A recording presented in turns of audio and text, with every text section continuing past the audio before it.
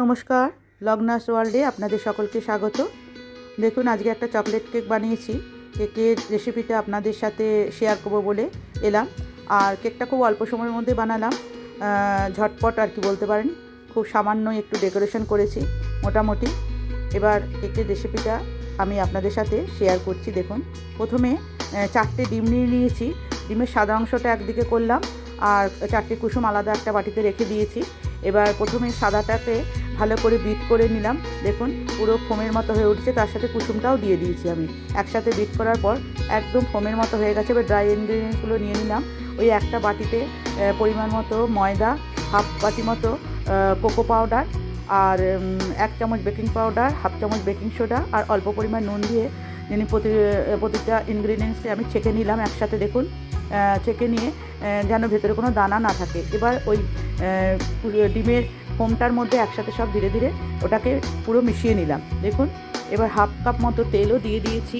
তেল দিয়েও ভালো করে মিশিয়ে নিলাম। তারপরে কফি পাউডার গুলে রেখেছিলাম অল্প পরিমাণ, 2 চামচের মতো দিয়ে দিলাম। তার মধ্যে ভ্যানিলা এসেন্সও দিয়ে দিয়েছি। এবার দেখুন, পুরো মিশ্রণটা দিয়ে 2 চামচ দুধও দিয়ে দিয়েছি, কারণ আমার ব্যাটারটা একটু মোটা হয়ে গেছিলো। আমি কেক মোল্ডটা তৈরি করে রেখেছিলাম। বন্ধুরা, উপরে ব্যাটার পেপারটা উঠে গেছে, তাই ফেলে দিয়েছি।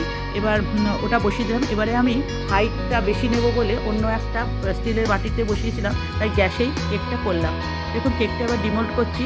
হাইটটা অনেকটা হয়েছে, কারণ এটাকে 3টে লেয়ারে আমি ভাগ করব। এদিকে হুইপিং ক্রিমটাও আমি বিট করে নিয়েছি। এরকমভাবে বিট করতে হবে যেন ওটা একদম স্টিক পিক। দেখুন, উল্টে দিয়েছি, বাটিটা গড়িয়ে পড়ছে না। এদিকে চিনি সিরাপটাও আমি করে নিয়েছি। আর ওদিকে মাইক্রো ওভেনে আমি 20 সেকেন্ডের জন্য 100 গ্রাম ডার্ক চকলেট আমি মেল্ট করার জন্য দিয়ে দিয়েছি।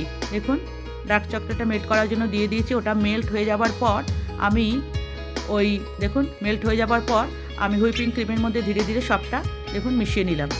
এবার ডেকোরেশন করার জন্য এবার কেকটা, দেখুন, আমার কোনো স্ট্যান্ড ছিল না বলে একটা বাটির উপর থালা রেখে আমি কেকটা ডেকোরেশন করছি।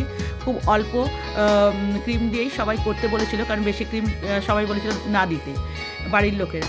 এবার দেখুন, কেকটা করার পর আমি আধ ঘন্টা ফ্রিজে রেখে দিয়েছিলাম। তারপরে বার করে এবার চকলেটের লিকুইডটা আমি পুরো ঢেলে দিলাম ওপরে। দেখুন, ঢেলে দিয়েছি। তারপরে কিছু চকলেট গুঁড়ো করে আমি তার ওপর পুরো স্প্রেড করে দিয়েছি, আর ওপরে একটা চেরি দিয়েও সাজিয়ে দিয়েছি।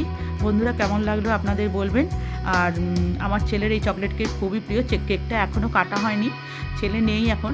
ছেলে আসলে কেকটা কাটা হবে। আপনারা জানাবেন কেমন লাগলো, শেয়ার করবেন, কমেন্ট করবেন। আপনাদের কমেন্ট অবশ্যই আমার প্রয়োজন, আমাকে উৎসাহ দেবে। আর আমার চ্যানেল লগ্নাস ওয়ার্ল্ডকে অবশ্যই আপনারা প্লিজ সাবস্ক্রাইব করে দেবেন।